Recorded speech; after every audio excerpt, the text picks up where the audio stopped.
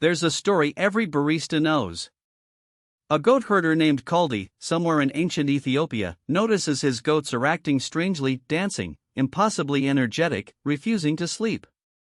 He traces their excitement to red berries on a nearby shrub. He tries them himself. He feels the energy. He runs to his local monastery. Coffee is discovered. It's a beautiful story. And it's almost certainly invented. The Kaldi legend first appears in writing in 1671 in a book by an Arab scholar named Antoine Faustus Naran. That's more than 1,000 years after coffee supposedly became a popular drink. No Ethiopian text, no Arabic manuscript, no historical source older than the 17th century mentions Kaldi or his dancing goats. The story was effectively invented to give coffee a romantic origin myth. The real story is both simpler and stranger. Coffee, Coffea arabica, is native to the forests of southwestern Ethiopia, specifically the Kaffa region, whose name almost certainly gave us the word coffee itself. For centuries, perhaps millennia, the people of Kaffa did something almost no one outside Ethiopia knows: they didn't drink coffee. They ate it.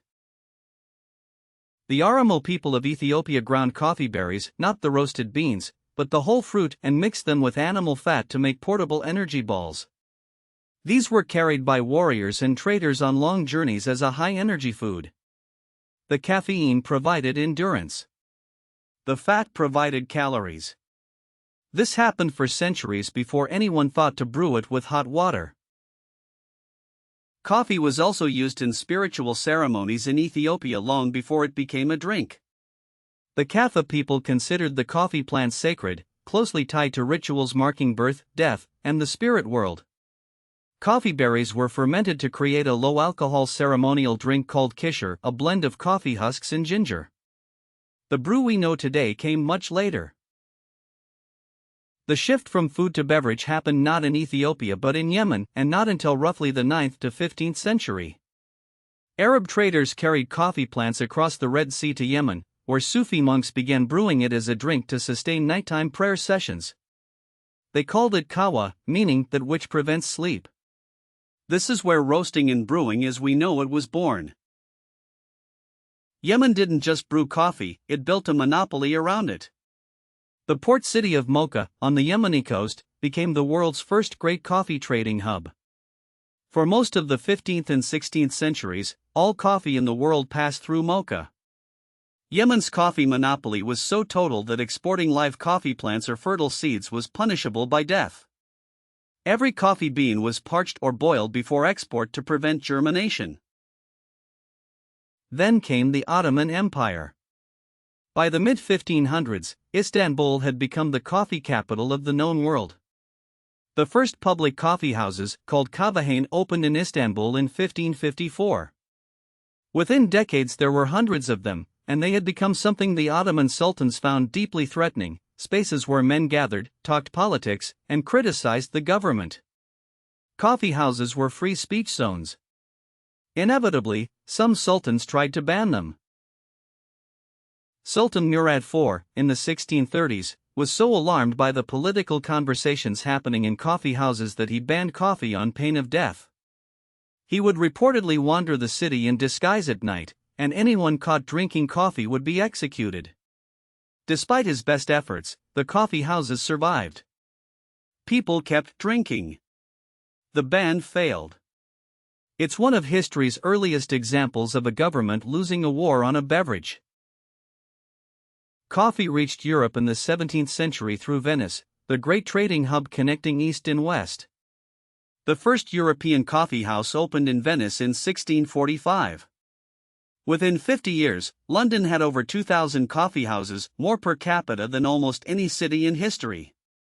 They were called penny universities because for the price of a penny, the cost of entry and a cup, any man could sit and discuss ideas with the city's merchants, scientists, and philosophers.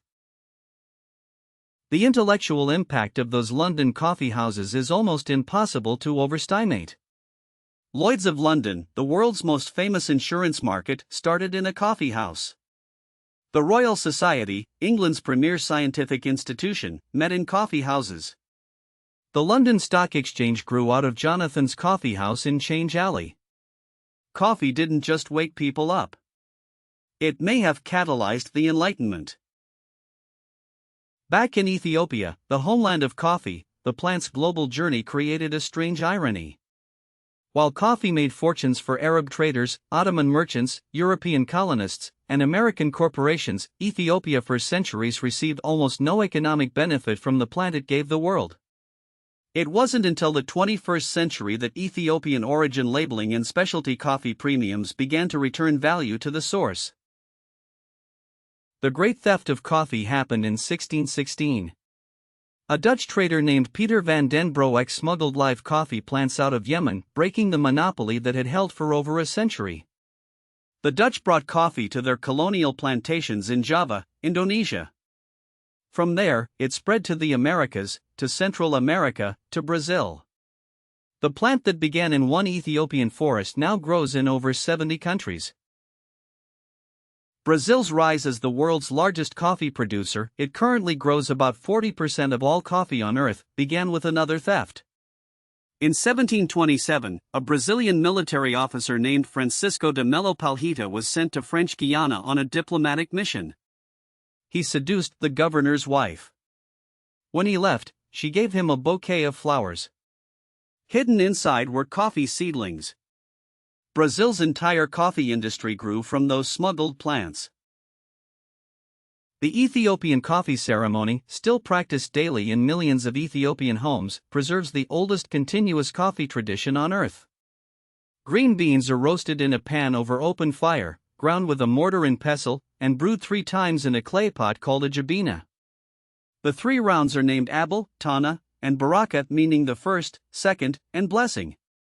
It takes up to an hour. It is not a convenience. It is a communion. There are still wild coffee forests in Ethiopia's Kaffa and Jimma regions, forests where Coffea arabica grows as it has for tens of thousands of years, completely untouched and unmanaged by humans. Genetic studies of these wild populations show they contain more genetic diversity than all the cultivated coffee in the rest of the world combined. If a disease or climate shift threatens global coffee, Ethiopia's wild forests may be the only source of resistant genetics. Climate change is now the greatest threat to coffee's homeland. A 2017 study in the journal Nature Plants found that climate change could reduce suitable growing land for Coffea arabica in Ethiopia by 39 to 59% by 2099.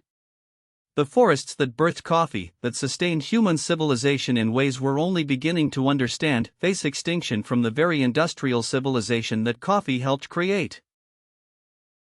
Ethiopia today is the world's 5th largest coffee producer and the largest in Africa, exporting about 200,000 metric tons annually. Coffee represents about 30% of the country's total export earnings. In the Kaffa region, ground zero for coffee's origin, coffee is not just a crop. It's identity, history, religion, and economy all at once. There's a concept in specialty coffee called single origin coffee, traceable to a specific farm, region, or even specific plot of land. Ethiopia was the pioneer of single origin thinking. Ethiopian coffees are named not just by country but by region: Yirgacheffe, Sidamo, Harar, Limu. Each has a profoundly distinct flavor profile: Yirgacheffe's jasmine and blueberry, Harar's wine-like depth, Sidamo's bright citrus. In 2005, Ethiopia attempted something unprecedented, trademarking its regional coffee names, Yirgacheffe, Sidamo, and Harar, to ensure that coffee bearing those names had to be certified Ethiopian. Starbucks initially objected. After enormous international pressure and a high-profile public campaign, they backed down. Ethiopia won, securing intellectual property rights over its own heritage.